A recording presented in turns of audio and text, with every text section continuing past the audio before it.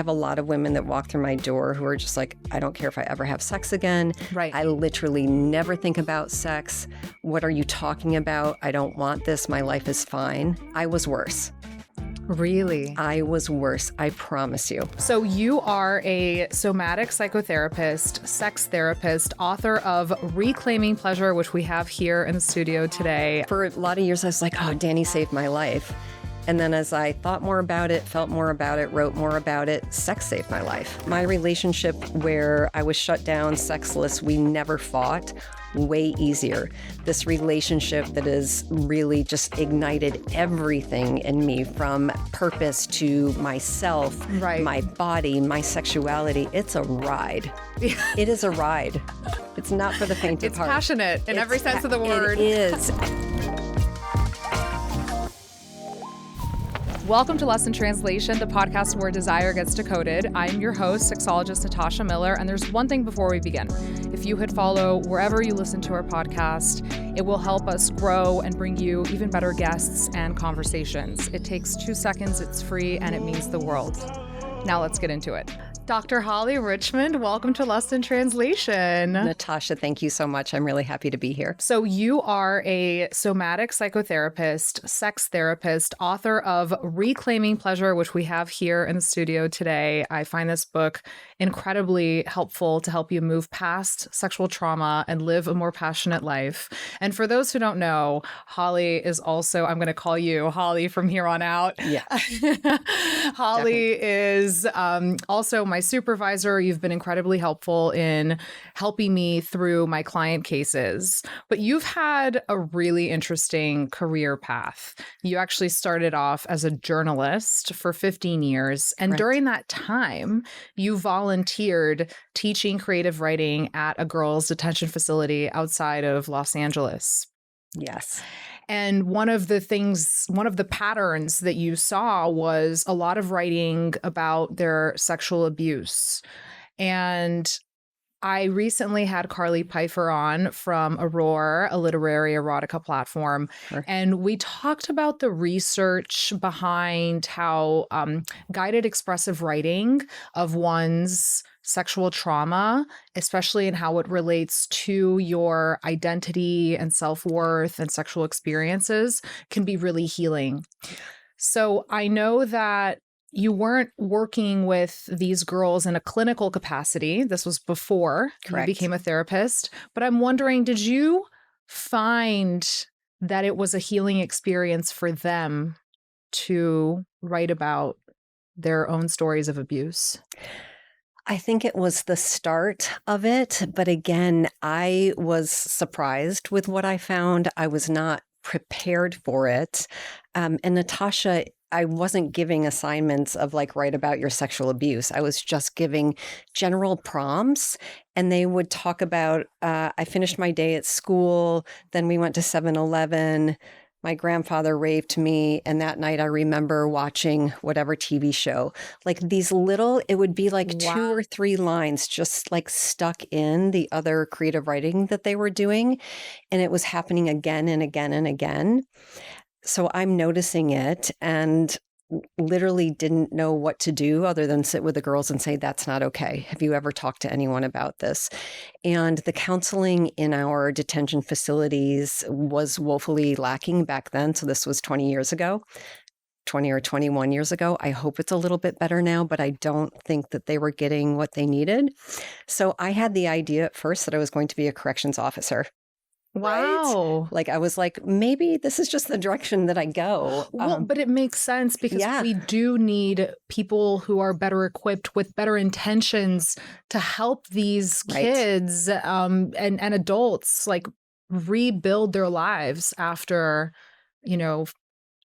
facing crime. Yes. Yeah. And the recidivism rate was horrible. I had some really lovely mentors at that time. So do you remember the market crashed in 2 years, the market crashed in 2008. Yeah. Publishing took a nosedive. I was loving this work. I've always been a writer, so I loved that space. And someone said, why don't you think about getting your master's in clinical psychology? I love that for you. Yeah, better than a corrections officer. So, but it was just really hard because all I had was that's not okay for the girls. Right. I was not equipped to talk about it. And they loved me because it was kind of like a free period for them every week. And I would bring them candy. Oh, So it was a great relationship. And then I started my master's program in Santa Barbara and did most of my 3,000 hours at the Santa Barbara Rape Crisis Center. So that was the transition. right. And for those who don't know, those 3,000 hours, they're the training necessary for you to become a licensed therapist. So one of the things that you mentioned is how during the time that you were doing those 3,000 hours, you were taught how to treat sexual trauma, but not what comes after. Yes. What do you mean by that exactly?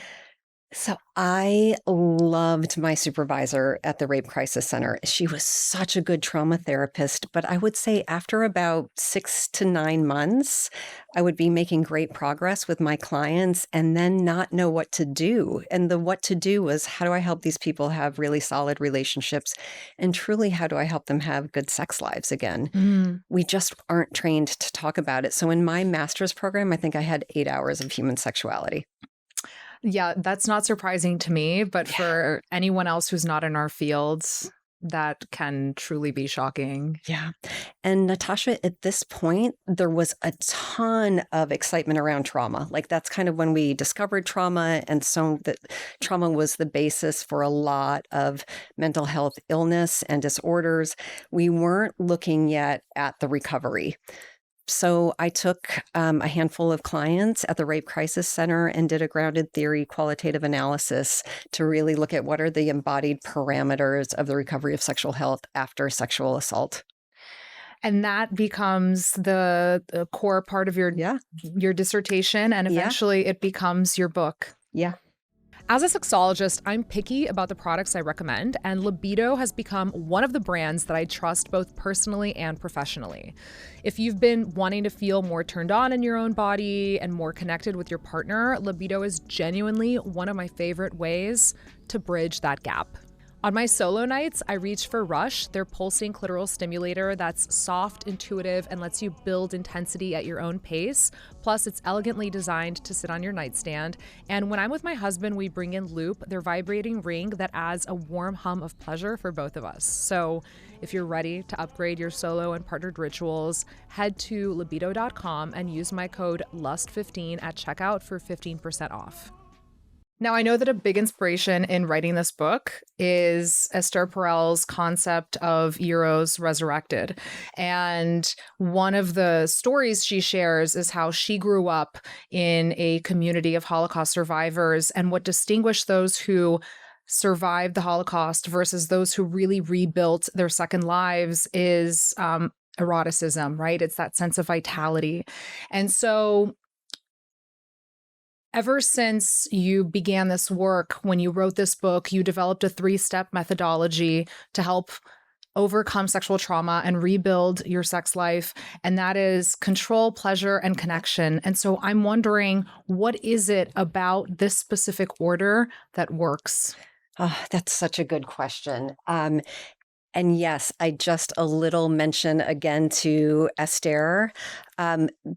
When I first started listening to her, and this is important for what you and I just talked about with the writing, something that she said that went straight to my soul was words inform our experience. Mm, And this is important because when we talk about victims, right? So right. victims of sexual trauma, which I was taught not to use, even at the Rape Crisis Center. We don't use that word unless in the worst case scenario. We use survivor. We use survivor. So victim versus survivor. So how do words inform our experience, existing versus living? That's another great example. So when I started my dissertation, again, grounded theory, I'm completely open. What are the parameters? And they came through. So the first being control, but we've got maintaining control, more importantly, relinquishing control, Okay. and then pleasure, and then connection. So, and it has to go in this order. And it's not like we do one and we finish with it and do the other and finish with it. So we're constantly going back and forth, but we can't start with connection without control. So what control is maintaining is really safety. That control is consent. That control is bodily autonomy. I know where I am in time and place. Right. Most survivors, by the time they walk into an office, are pretty good at that. They're almost rigid in it, right? Like Mm. hypersensitive to keeping myself safe. So the work that I find myself doing most often is rolling it back. How do we help you relinquish control? And again, that word relinquish is very important. I'm not saying lose control. I'm not saying give up control. I'm Mm. certainly not saying be out of control. We're relinquishing it. So there's this gradual rolling out. Once we feel safer in our body and that we're not ruminating, where we don't have that hypervigilance, then we step into pleasure, which most of my clients are like, oh my gosh, this is so much fun. So pleasure is first discovering your sexual template. Okay. Yeah, so that's a self-pleasure protocol. What do you like? Certainly for most women and definitely for most survivors of sexual trauma, they've never even considered it Yeah. because their sexuality has been relegated somewhere else typically from a fairly young age. So we are at the beginning. How do you figure out what you like? So desire, the psychological process of wanting. What do I find sexy? Yes. Arousal, the physiological process of wanting. What turns me on? So this is a weeks-long process of like really figuring that out, getting them better with pleasure. And it's not just sexual, it's everything. It's food, it's movement, it's music, whatever. We're bringing like Because eroticism. it is about finding like building a passionate life, right? Yes. And that is one thing that I always share is you're unable to access sexual pleasure if you're not experiencing pleasure in other parts of your life. That's exactly right. And I love that you and I do that a lot. So we're Yeah. looking at like, what are you doing with food? What are you doing with exercise? How's your sleep? What do friendships look like? Tell me about what you do that has no purpose. It's just because you want to relax or have some pleasure. So that's where we're starting. And I love that. One thing that I learned from you that was really an aha moment is when you are very rigid about your life, like you're very rigid with your exercise regimen, Mhm. with your nutrition, that can translate into your rigidity in the bedroom as well. Absolutely. There's no way around it, I right? loved that Yeah, nugget. right. Show me what someone does on the street and I'll show you what they do in the bed. Yeah. Typically, of course, there's some variation there. It's funny because we also like to say that, how what we protest in the streets is actually what turns It's us us on in the on. sheets. Yes. So that's the kink. When I was doing this, I'm like, unless there's like a kink or a proclivity, then it's a Yeah. little different. It's mostly, though, especially for survivors, if there's rigidity, they're going to be rigid in how they can show up in the bedroom. Right. And then from there, we go to connection. And this is the part where most of my clients are like, oh shit, now I've got to go out in the world and do this. So I'm Mm. feeling safer in the world. I have a better sense of what I like and what I don't like. And now I have to go and connect. This doesn't mean that they have to be in a romantic partnership, but it also means they can't be isolated. Yeah. And in that process of finding connection, what are some of the exercises that you ask them to do? Volunteer. So a big part of healing that's a little bit more existential. We have to connect to something larger than ourselves. Yeah. And I know we're going to talk a little bit more about my personal process through all of this. But when I look back at my hardest years where I was really not healthy, my God, I was self-focused, right? Mm. Not in a mean way, not even Mhm. like selfish because I wasn't mean about it, but it was just so much attention on how do I get better? What's wrong with me? When I went to the girls' detention facility, that was the piece. I was like, oh, like I can do something here. Right. Yeah. And it's not selfless either. So like there's this beautiful balance in between. So that Yeah, well, connection, humans are inherently selfish. And so even when of you are course. volunteering and helping others, it's making you feel better about yourself. So it is like a Yes. self-fulfilling prophecy, but in the best way possible, right? Yes. Yeah. And I love that you bring that up because there is a lot of conversation of just how detached and lonely we are today, especially with, phones and how we do need to build more community and Yes. be out there. And, one of the things that Esther Perel Mhm. mentions is the rise of artificial intimacy, Yeah. right? And how with the phones, we've become so used to not experiencing tension and friction in our lives because Mhm. everything is there just at the press of a button. And curated. And exactly. And tension is inherent to our human experience and relating to others. And so, even after the pandemic, it's just gotten worse where it's so easy for you to make plans and then think like, I'm not in the mood, or I Yeah. just don't want to deal with whatever friction of stepping outside of my apartment is going to bring. And so we end up just becoming even more recluse, right? Yes. Yeah. And I think it's great that you offer that as an exercise for your clients. Yeah. So there's getting out in community. We have to develop tolerance again. To me, the words I put with what we've lost, tolerance and awkwardness, Yeah. right? Like human connection, it's awkward and no one wants to be uncomfortable anymore. And we don't have to be because this is all curated for. This is what we want to see. Claude or ChatGPT is going to tell us what we want to hear. Right. Humans won't. So whether you're like volunteering at your local animal shelter, doing a music class, a writing class, a running club, like whatever it is, it's just getting out and being in community. And then the connection exercises are a little bit different if there's an intimate partner involved. So that would be some version of Sensate focus, but highly curated for that couple. For listeners who don't know what Sensate Focus is, Mhm. can you elaborate on that? Yes. So Sensate Focus is a sex therapy protocol developed by Masters and Johnson back in the late 50s, early Yes. 60s.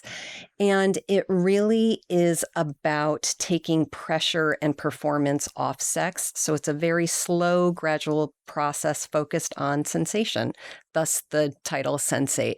So it's all about touch and communication. And week after week, you level up in how erotic, sensual, or sexual the process is. Yeah, usually you're taking sex off the table so that Totally. you can really rebuild that foundation. Mhm. Yeah, And it's incredibly powerful for everything from trauma to erectile dysfunction. it is. It really is. Yeah. You know, when I work with my clients through their sexual templates, I don't know if you've encountered, sometimes there's this level of difficulty with really sitting down and trying to understand, so what is that really turns me on? What are my accelerators, and what are the things that turn me off and my Mhm. brakes, and what are the contexts that actually work with me? I've, you know, some of the toughest clients that I work with are the ones that really have a hard time doing this homework. I know. I know. And you and I have talked about this in consultation. Then we have to get creative, Yeah. right? Then we're sending them to audio erotica or literary erotica,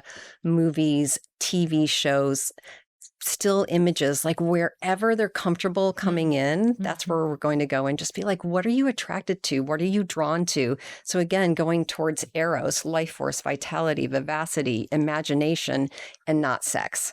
Because you're going to lose a lot of survivors, a lot of clients. If you're just like, what turns you on? Let's go look at porn. Like, that's just not going to work for a lot of No. people. And for women, context, context, context. Yes, Yeah. absolutely.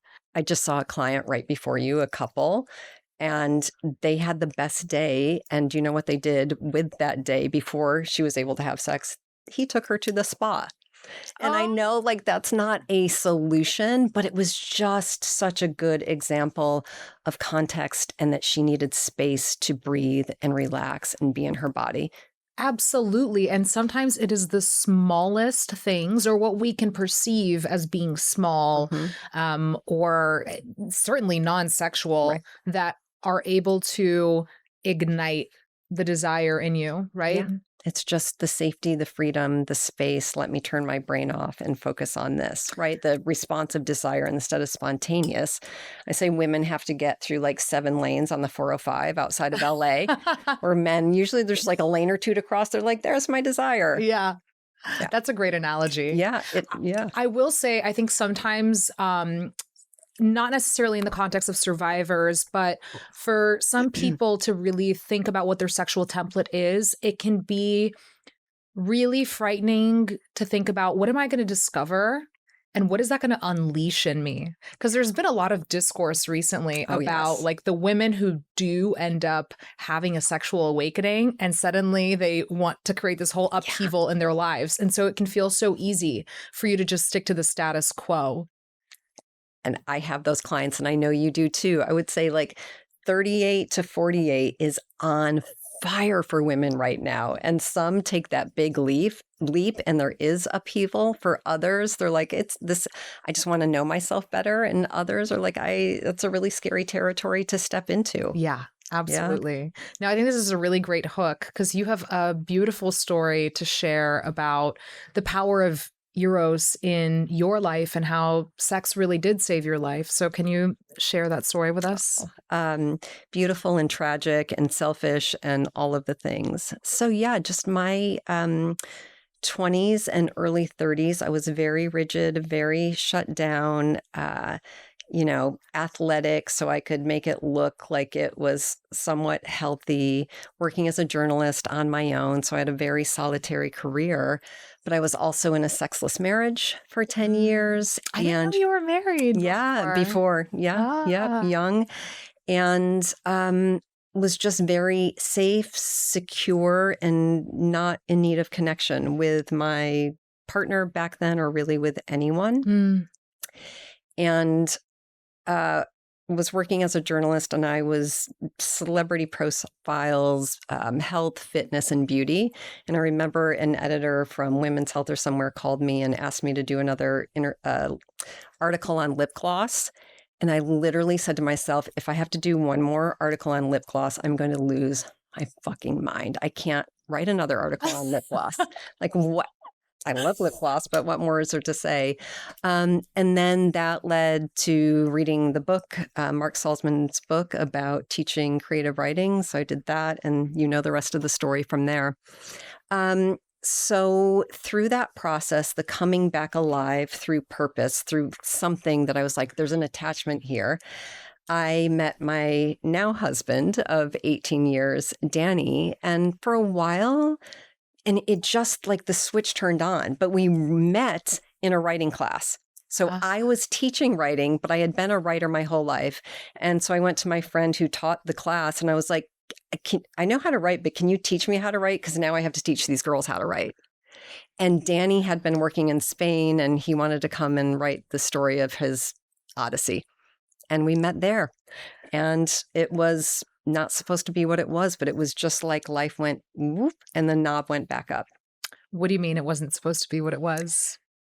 I wasn't looking to get out of my marriage. Like, I was so dead. I was so rigid.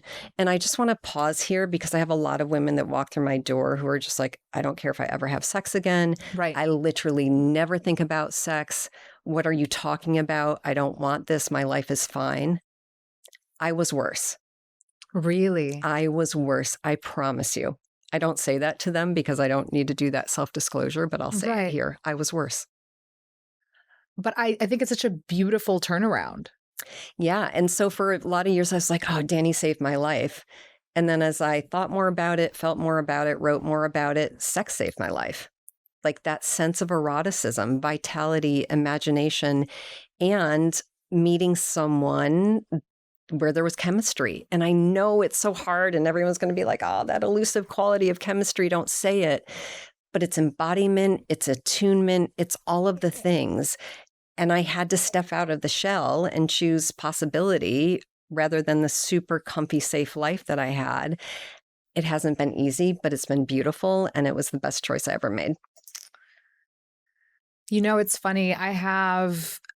My godparents are married to each other and they have been together for almost 30 years now and they're really connected.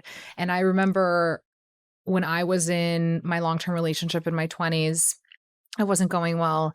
And I asked my godmother, what is the secret to your relationship? Not just to your marriage, but really like just to how connected, to the chemistry that frankly to me does not feel elusive. It's very palpable. Yes. And she goes, it's skin. Oh, she said it in Portuguese. They live in Brazil. And pele is how we say it, and like skin. And to me, that just feels very visceral. It's kind of like, you know, when you have that with someone, you know, but I don't know if it's because we do have a more sensual culture where touch and affection is such a big part of it that I feel like, you know, my American side and also growing up half of my life here and knowing very much what this culture is rooted in, because we can feel so detached from that, from the Right. touch and the affection and the Mhm. sensuality. I think that it can feel very truly elusive for an American to think about skin and chemistry Chemistry. in that way. I love that answer, and that is almost, Natasha, this bridge to somatic psychology, right? Because the body becomes a crucible through which I have a different relationship with myself. Yeah. And it's all connected because I was a card carrying somaticizer when I said I was worse, like very somatic. Everything was mediated through my body. So my body knew what was going on far before my head did, Mm. and it was out of control. Right. I said I had a poison worm. So it would be my knees one week, and then my stomach, and then my head, and then my shoulder. And I would go to the doctor for everything. And there was never anything wrong. This is when you were in the other marriage. This is when I was in the other marriage. Yeah. So this is that rigidity of like rigidity and chaos. So I want to dig a little bit deeper Yeah. there. Did you experience any trauma? Not that I knew of. Okay. And what do you think in that marriage made you feel so dead inside? There were some things wrong. Like there were some things wrong going on behind the scenes. Okay.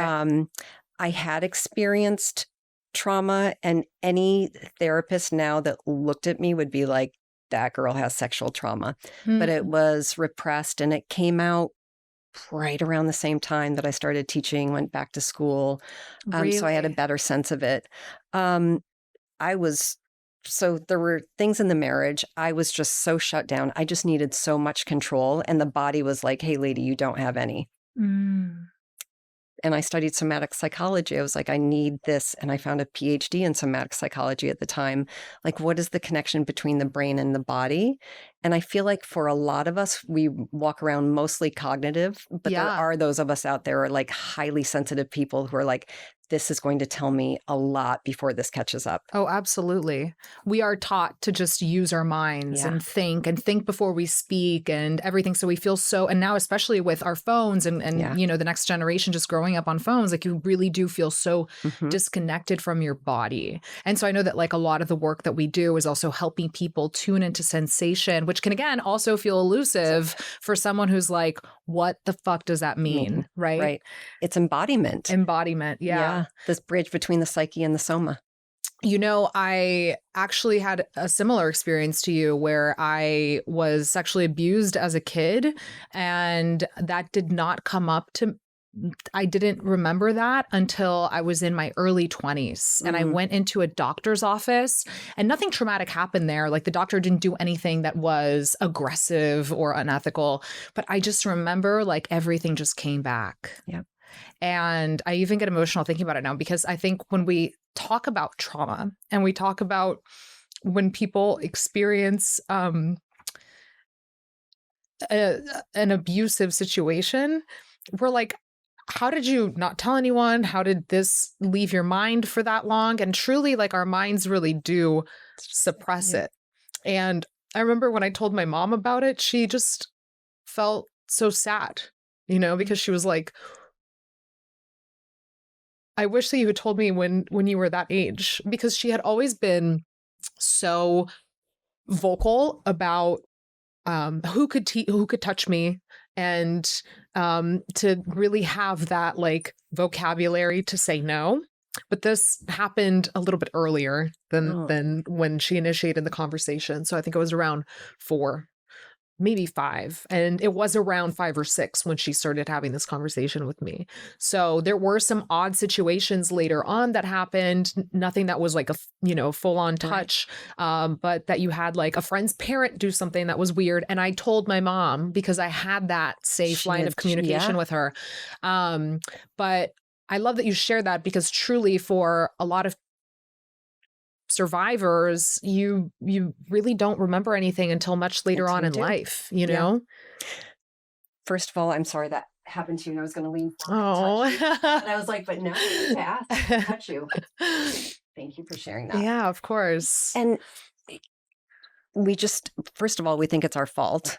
right? So Right. we're like, why am I going to tell it as a 5-year-old, as a 6-year-old? The memories don't really stay. We override them. And then we go into usually either constriction or chaos. Mm, I went towards constriction, right. but my body's screaming like, hey, lady, something's I wrong. went through some chaos. Okay. Yeah, We absolutely. usually choose one or the other. One or the other extreme. Yeah. And can I make a parallel here? Sexual trauma and eating disorders or disordered eating go hand in hand. So the rigidity and constriction is going to look like anorexia. Yeah. The chaos is going to look more like bulimia. Binge I eating. went through bulimia. Yeah. Yeah. Yeah. These are just all which I hope I just get excited talking about this. Not anyone's pain, but you can Right. see the somatic. Like, Yeah. I'm like, I've got to figure this out for myself and for those of us walking around going, what is this symptom? What is this symptom? And I think in my book, chapter 6, when we look at uncovering hidden wounds, I write there is a page of symptoms. No, 2 pages of symptoms. And so many of my clients are like, I saw myself. I have that. Yeah. So there's relational, sexual, emotional, and somatic. Oh, so I there's see that 4 here, yes. quadrants, and I just list the most common symptoms. Yeah, absolutely. So I love how you start your introduction and you say, I believe in you. That's not the problem. The problem is you don't believe you, or more accurately, there's a part of you that knows the truth. But perhaps there's a bigger part that dismisses it, or at the very least minimizes it. And yeah, that's really beautiful to read. Thank you. And it really does start with you, right? Like It does. you understanding that it's not your fault and that it is okay for you to do this work and face all of the hardship that can come with it, right? Yeah. And it's not easy. And you just made me think of a question you asked a few minutes ago of like the women who come in or like when they're doing their sexual template and they're like, do I really want to unearth this? And one fantasy kink that I always like to bring up because everyone thinks they're the only one and that they're the worst human on the planet. Many survivors of sexual trauma have forced seduction fantasies. Yes. Women in general have forced seduction fantasies. Natassia, you study so much about fantasy and eroticism. It's really confusing when you're a survivor of sexual trauma and you're like, why am I having rape fantasies? Or why is this consensual non-consent pulling towards me? Now we're back to control, right? We're playing with elements of control there. Exactly, because you are relinquishing control. It is consensual. Right. Right? Because it's in your brain. Within that yes, exactly. Or if it's happening in real life, which it's not usually, it's usually just they're like, this is months and months down the road, excuse me, and they're like, I have the worst fantasy in the world. What is going on with me? And then I say, I've heard that literally thousands of times. It absolutely makes sense. And it's very controversial when people hear this on the internet. They can be really triggered by it and think that there's something really wrong if someone else has these, fantasies, these thoughts. Yeah. And it can just be really healing to hear from, a practitioner like you that this is normal. Normal. Absolutely. Yeah. Yeah. And it gives us some information, and then we can look at other aspects of control as well and talk about what is empowered there, what is embodied, how does it feel to be wanted, and how does it feel to want? Yeah.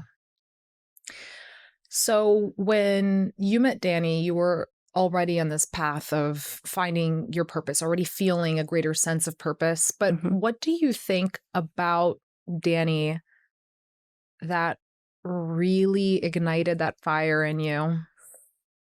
Freedom, play. I mean, he's going to hear this. He's a child and he knows it, but in the best way. Yeah. Like he's just a human who wants to experience everything in life. Everything is exciting. Whereas I'm very quiet, reserved, like was moving through the world in such a safe way. And he was just like, look, the world is safe. Like, come on, come play. Yeah. I love that he's maintained that element of childishness. Absolutely. Right? Like you mentioned, in the best way possible, because we really do lose that as adults. We do. Yeah, he's a pain in the ass to live with sometimes, but he's excited about everything most of the time. And it's been incredibly refreshing, but I don't want it to make it sound like it's easy. So my relationship where I was shut down, sexless, we never fought, way easier. This relationship that has really just ignited everything in me, from purpose to myself, Right. my body, my sexuality. It's a ride. It is a ride.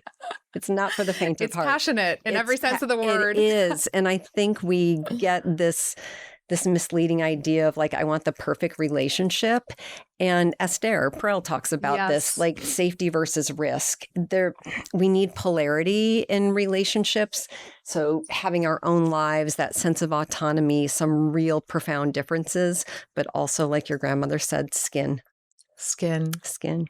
You need risk in order to experience pleasure, but you need safety to be able to take risks, right? Mhm. And I think that can be really hard for someone who's in a long-term relationship and they're like, I feel safe, I love my partner. That safety almost leads to that like roommate sensation, right? It's also like, why shake things up? I don't know how my partner is going to react. I don't want to be rejected. I don't want to lose the relationship. Like the stakes Yeah. can feel really high. So in this duality of safety and risk and finding that balance, where do you think that people actually get it wrong? Because I have my Yes, theory on you this. do. I can't wait to hear it. I think they conflate safety with comfort. Yes. Yeah. Safety is not a state. Safety is not a place. Safety is a process. Say more about that.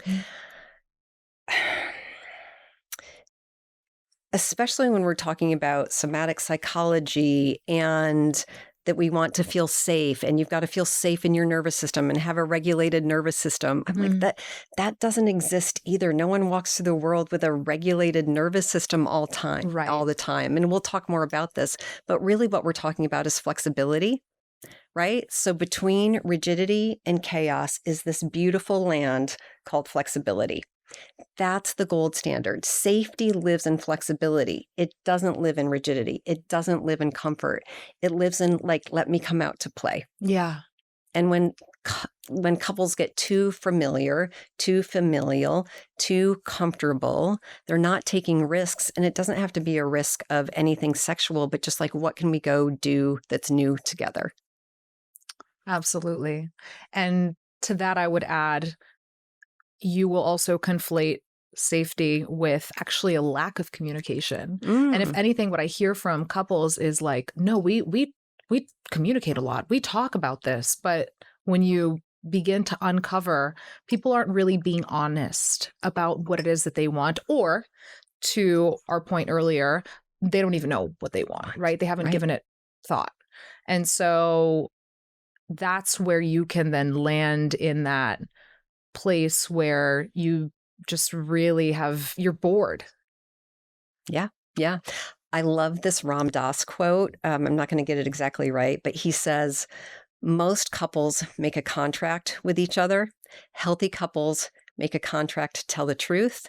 Many couples make a contract, I won't hurt your ego if you don't hurt mine. That's powerful. And I am now with a truth teller, right? Yeah. To like that. Sometimes it's a little much, but there has to be that clarity. You've hurt my feelings.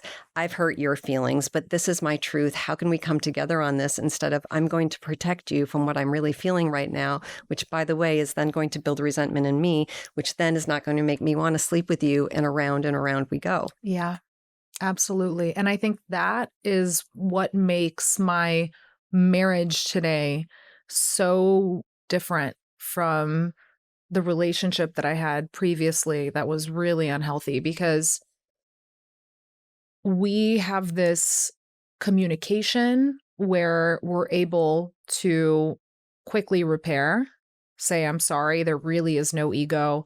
And we're able to share what are the things that we want and what are the things that we need, and really base it on like how it's making us feel Yeah. without the blame.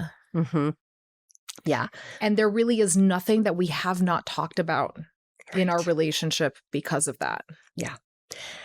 I agree. Like no stone unturned, but it's really tricky territory Sure. sometimes for couples. Delivery makes a difference. And that Yeah. is something that I've also found to be important in like guiding clients through, because your tone of voice, your timing, the level of contempt that you can have, it, like all these things really do impact how it's going to be received. Right. And that's something that, because previously I felt like my ex and we brought out the worst in each other. It was like, po, po, po, po, po, you know what I mean?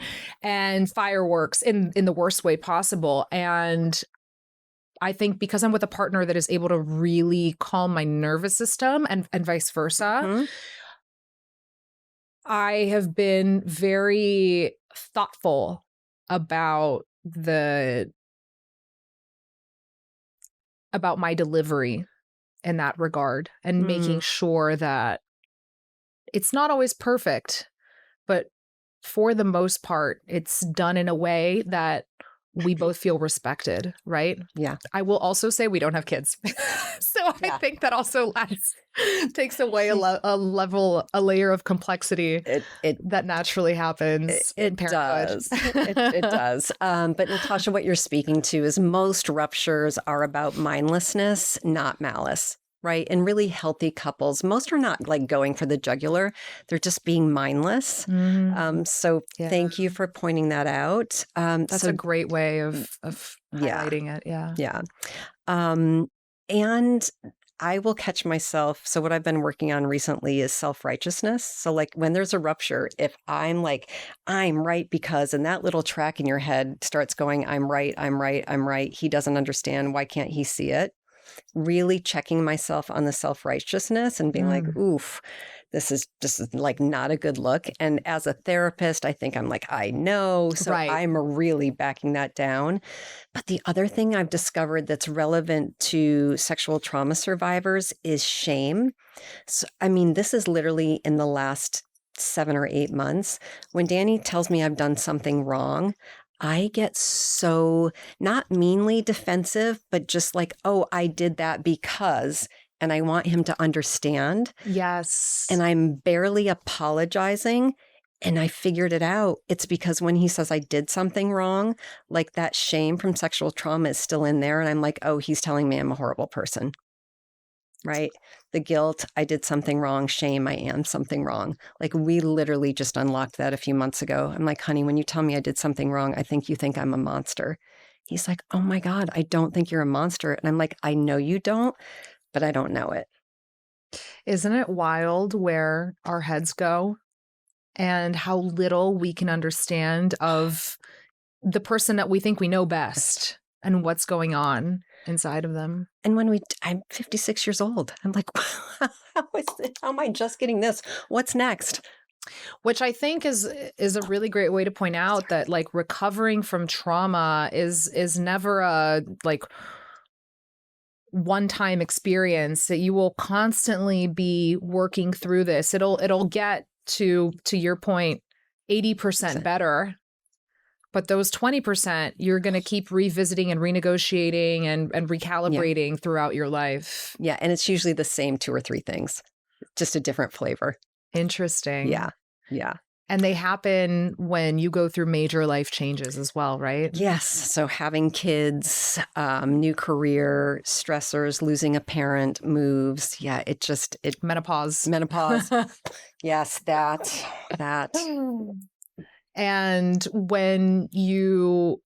if you experienced your abuse as a child, when your child then reaches that same age, it can also be very triggering for you as well, right? It absolutely. Yeah. So any of those developmental stages, it's just important to keep an eye on yourself of like when you're feeling less safe and if you're like really being hyper protective of the child, like what's going on there for you. Right. Yeah.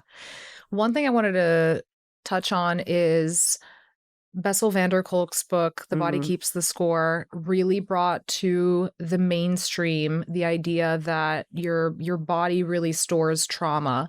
And recently we've had research come out challenging that to a certain right. extent, not fully. Um, and this is a core part of your work. So I'm wondering, what is your take on this? Oh, thank you for saying challenge to some extent. So we're talking about the Friston paper. People love headlines, and oh my gosh, Yeah. do people really love headlines in today's age? So we've been And the headline of this one was "The Body Does does Not not keep Keep the the Score." score. Right. I'm going to agree with that headline. So I'm going to be provocative. The body does not keep the score, but let's go back to words and form our experience. The body expresses trauma. The body can have a story to tell us. The body can have space for trauma, but it doesn't store trauma and it doesn't keep trauma. Yeah, like it's not in your tissues. It's not in your tissues. Yeah. So we're talking about metaplasticity, nervous system regulation. So again, trauma is not stored in the body. It's not something you're stuck with. Just like saying victim versus survivor, when I'm like, Natasha, you have trauma stuck in your body. Right. Instead of saying, Natasha, it looks like your hips are trying to express some trauma. They're trying to tell us something. Right. Let's figure that out. But it's also ignited through your brain. Of course. Yeah. And correct me if I'm wrong, but something that came out of this paper is the idea that getting into flow states through creative endeavors and sports and dancing and music, that can actually help heal the trauma that is quote unquote stored in your Right. brain and your body. Right. Right. Again, it's expression. Think about so that nervous system scale. We haven't talked about this yet, but we've talked about the rigidity. Let's talk about that, because I think this is really helpful, even if you did not experience trauma, but you are under chronic stress, for example, right? And so you mentioned you use a scale of 1 to 10, on the lower end being, depression, laxity, and on the higher end being, anxiety, rigidity. Right. And you have an exercise to help you upregulate and downregulate. I think this would be really helpful for the listeners. Can you guide us through that? Right. But here we are back at the Friston paper of like, what is this flow state? It lives in that 4 to 6 range of flexibility. Right. Right. So 1 are depression, up to 3, like really like hypo aroused, downregulated, that flow state flexibility in the middle. And then up on the end, that rigidity, constriction, 8, 9, 10 of like anxiety and panic attacks. Yeah. So when we talk about flow states, and it almost is something somatic, it could be writing for some people, but what the paper showed is that it's really this somatic movement that helps us tap into something bigger than ourselves, having some form of expression and embodiment. So when people say to me, I'm triggered or I need to get grounded. So first of all, if my PSA, can we not say triggered anymore? Can we say what it is? And I was just talking to my friend on a different podcast. I was like, this word triggered, you know the feelings chart with the little faces and like the different, you know what's not on there? Triggered. It's not there. So we need better vocabulary. We need better vocabulary. More specific vocabulary. Yes. Yeah. I know what people mean when they say triggered, but what I want to know specifically is, do you need to downregulate or upregulate to get to flow state flexibility? So Natasha, if you're at a 9 and you're like, I need to get back down to my 5, how do I get there?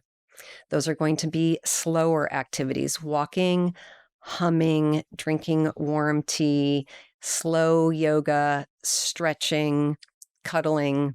Long, deep breaths, down regulation.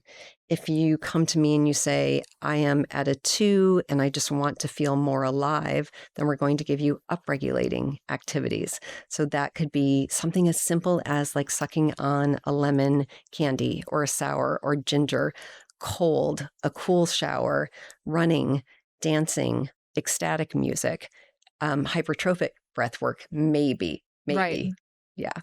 Yeah, that can be really But exhilarating. that can be Yeah. exhilarating or send you right into a panic Yeah. attack. So Depending pick on. your poison. Yeah, Yeah. exactly. One of the things that I hear a lot is people having a difficulty getting out of their heads and into their bodies when Mhm. they're having sex, right? So, what is your advice for someone who might be in the middle of the act and then they'll, lose the moment and they'll just be thinking about something else and their anxiety can pile up? Like, what are your recommendations there to downregulate, for example, and like ground themselves in the moment again and tap back into a better sexual experience? Yeah. And that does happen a lot. So first you're going to notice it. Yes. And I love that you use this language. I lost the moment. Mm, I paused the moment. It's not lost. It can be gotten back. So the trajectory that I work through for so many elements of my practice is awareness, understanding, behavior change. So the first piece is the awareness. I have slipped. Like I am not in this moment right now. right. Understand, so normal, especially for women. There could have been like the slightest thing, the slightest sound. You started thinking about your body. You had noticed a smell, whatever it is. Very, very normal. Come back. And the thing that I often recommend is go to sensation. Go to what feels good. Notice your hands on your body or your partner's hands on your body. If you need to tell your partner, hey, can you stroke my hair? Can you rub my face? Can you rub my back? Just something to bring you back into the moment. But this is such a great source for presence and that sense of embodiment. And we're not going to get to pleasure if we're not in this. Yeah, absolutely. And in that too, one of the things that you share is to really try to reach your highest point of arousal as well. Hmm. Yeah.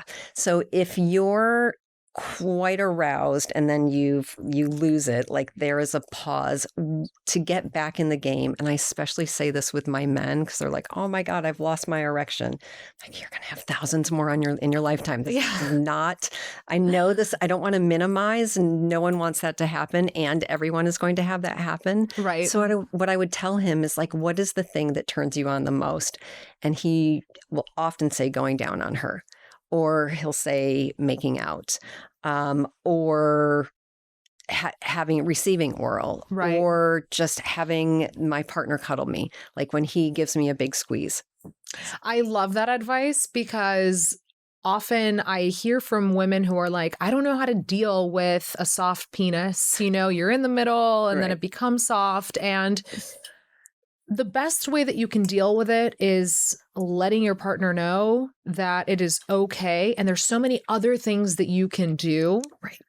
that don't require a hard penis. Correct. And part of that truly is like maybe just taking a breath and cuddling with each other and caressing each other and then get back into it because that'll allow you to, down regulate and tune in with yourself again and feel more relaxed and get Yeah. into a state where you know that the other person isn't judging you for it. Right. You know that it's not a problem.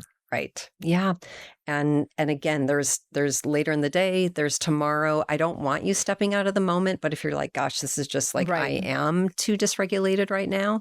The other thing you can do that works with a lot of cishet couples is if you do have a toy easily accessible, Yes. and then the female partner starts using the toy on herself or shows her partner how to use it, that erection is back.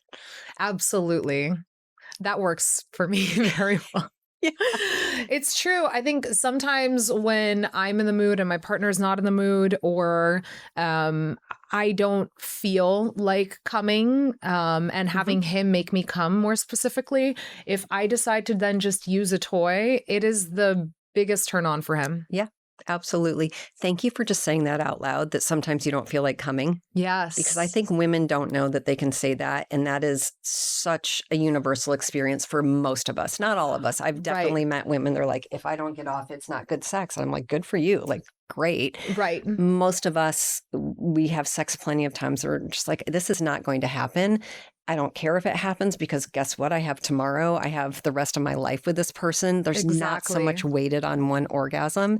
And it can be really just beautiful to sometimes take turns. Like, let's make this about you this time. Next time it can be about me if I feel like it. 100%. That's something that's been really liberating for us as a couple. Yeah, It really does work that way. it does. Yeah.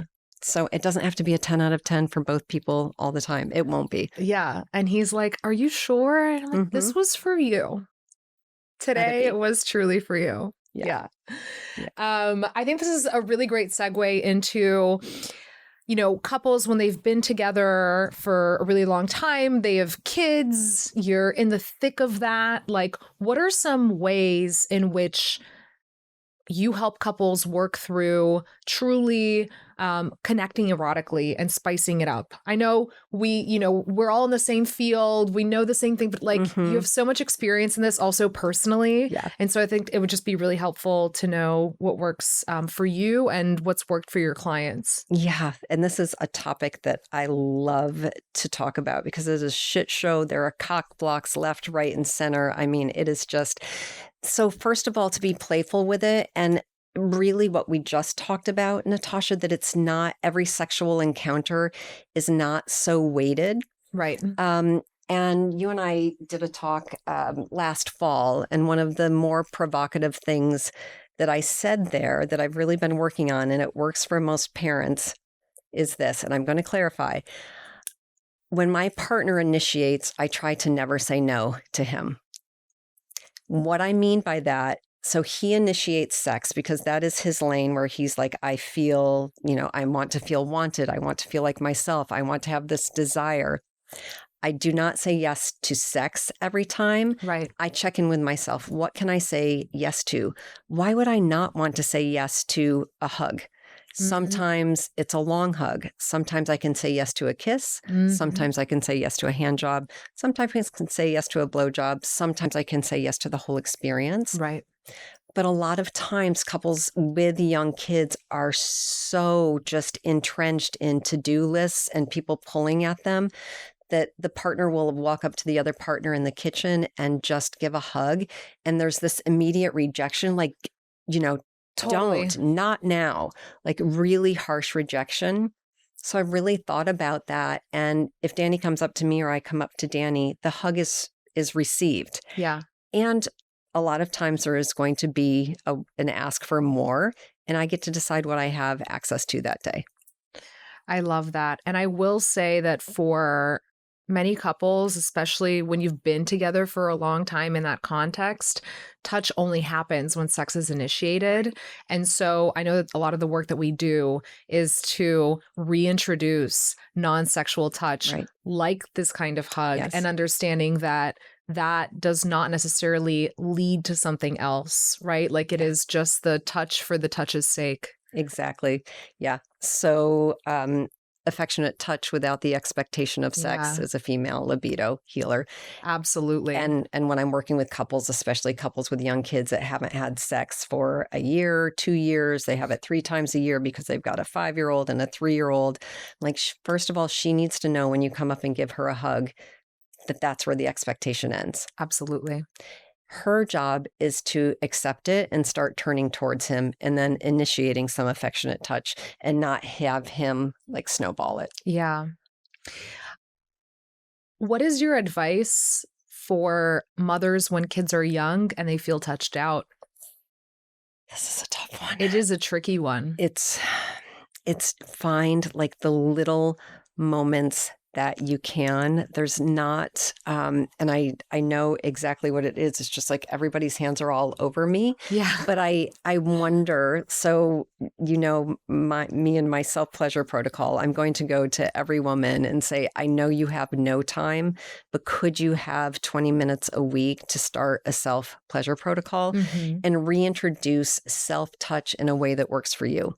So that would be her getting in bed or the bath or the shower and doing touch from her toes to the top of her head in a way that feels good for her.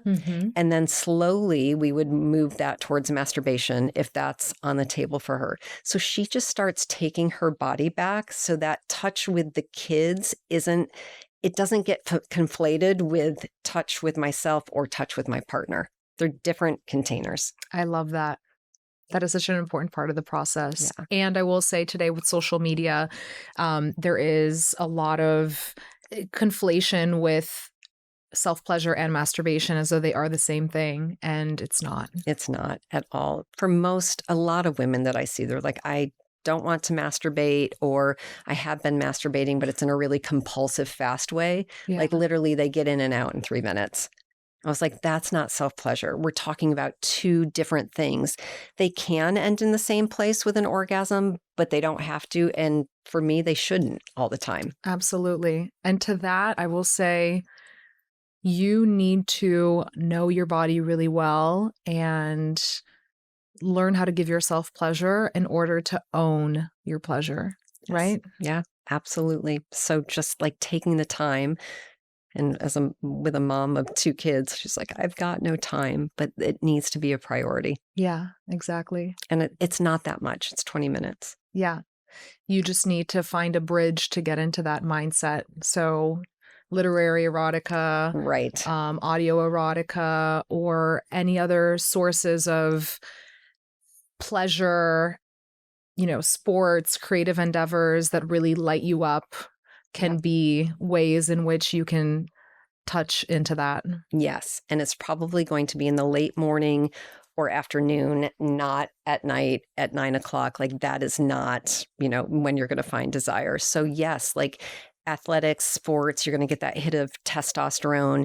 Your estrogen is higher in the morning through about 3 p.m. So when I'm working with couples and they might both work from home or they can find a day, I'm like, we are going for day sex, because with kids, with work, you get in bed at 9:30 p.m. Like no one wants to have sex. I'm just like pushing a boulder. The leftover sex. Oh yeah, my gosh. Totally. I'm just like, that's not where we're going to make this happen. So for the mom that needs to reclaim her body and touch, again, morning or afternoon, please. Yeah, absolutely. Yeah. Well, Holly, I know that you have so much more advice for couples and how to spice things up. I'm going to have to bring you in for a part 2, but I just want to say thank you so much. Today was such a rich conversation.